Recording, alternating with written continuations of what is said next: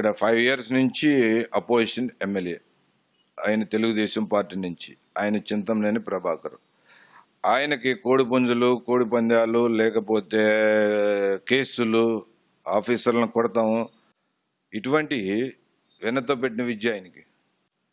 ఆయనకి ఏమిటంటే ఇక పొద్దున్నే లెగిస్తే కేసు లేకపోతే ఆయనకి నిద్ర పట్టదు. ఏదో కేసు ఉండాలి ఆయనకి.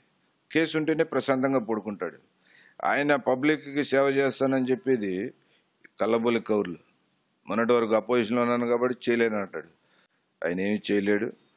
ప్రజలు నా సాఫ్ట్ కార్నర్ చూసి డెఫినెట్గా నాకు చేస్తారు. వైఎస్ఆర్ పార్టీ నుంచి ఇక్కడ 3 సంవత్సరాల నుంచి 3 నాయకులు తిరిగారు. 3 నాయకులు కాదని పెద్ద బలమైన అభ్యర్థి అని చెప్పి, డబ్బులు బాగా ఉన్నాయని చెప్పి, ఈ ఊరు కాకుండా 2 నియోజకవర్గాల అవతల నుంచి తీసుకొచ్చి, తణుకు నుంచి మా కాంగ్రెస్ పార్టీ నుంచి తీసుకొచ్చి అతని క్యాండిడేట్గా ఇచ్చి అతన్ని వైఎస్ఆర్ పార్టీ నిలబెట్టింది. వైఎస్ఆర్ నుంచి ఎంపీగా 2 జిల్లాల అవతల నుంచి వచ్చారు ఆయన. వీళ్ళిద్దరూ కలిసి గెలిచినా ఓడిపోయినా ఇక్కడ ఉండరు. వీళ్ళిద్దరూ ఎవరో ఏంటో తెలియని పరిస్థితి పబ్లిక్కి. వాళ్ళందరికీ పబ్లిక్ విజ్ఞులు. దెందులూరు నియోజకవర్గానికి ప్రత్యేకత ఉన్నది. 2 సార్లు ఇండిపెండెంట్గా గెలిపించిన చరిత్ర, ఎమ్మెల్యేలని గెలిపించిన చరిత్ర ఉన్నది.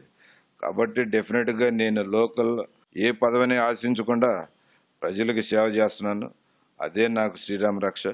ఇవాళ 2 బూర్జువా పార్టీలు వచ్చి నేను 700 ఇస్తానని ఒకళ్ళు, నేను 1000 రూపాయలు ఇస్తానని ఒకళ్ళు, ఈ హామీలు ఊరికనే గుప్పిస్తున్నారు. కానీ ఏది చేయాలన్నా కానీ కరెక్ట్గా కాంగ్రెస్ పార్టీ చేస్తుంది.